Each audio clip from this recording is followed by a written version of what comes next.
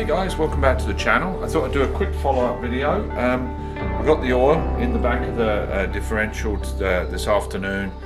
Filled it up, 2.5 quarts, 90 weight, hypoid oil, Valvoline, I think conventional, I didn't use synthetic. Filled that up, put a spare tyre on, a Goodyear Aqua Tread, believe it or not. That's what the spare tyre was in the side here. Obviously I'm not going to use that for any long-term use because that is ancient and I'll get that replaced. But I was able to do a little test run up and down the road and everything seems to be fine, and there's no noise whatsoever. There's no clunking or any whining or anything of that nature.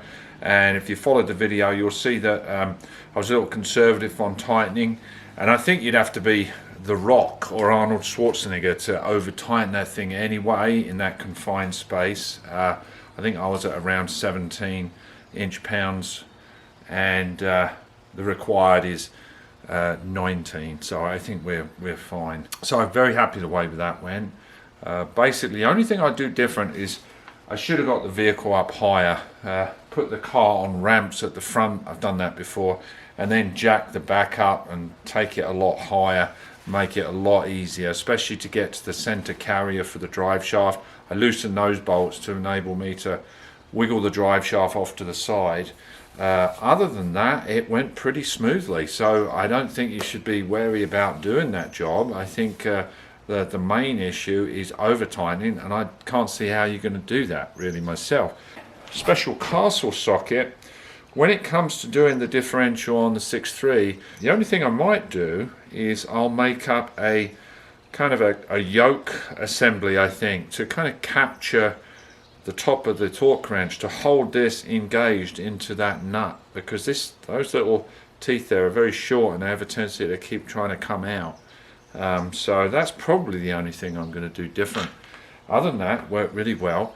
I put the links to this nut, this socket on the previous video. I'll do it again on this video, and also the little inch-pound torque wrench from Precision Instruments. I'm not getting any for this stuff. I'm not affiliated or anything like that. I just thought you might want the links. This runs about 80 bucks from Authentic Classics, and you can get the other thing from Amazon, I think, or a few other places. That's about 130. You can use a beam style one as well. You know, the old beam ones with the gradiated scale. I saw a guy using one. Actually only had a 1/4 inch drive. I'm assuming you can get 3/8 as well. The 1/4 inch drive would be good because, again, it's kind of a smaller unit. You don't want anything too big because you've got to be able to do that rotation as much as you can to get an accurate reading. So I kind of like the dial one. It was convenient. It was only about this big. So anyway, that is all. In the next video, I'm going to remove these overriders from the 68 to 80. I've already done it at the front. I'm going to shoot this. It's very straightforward, and ended up giving them to some bloke who wanted them.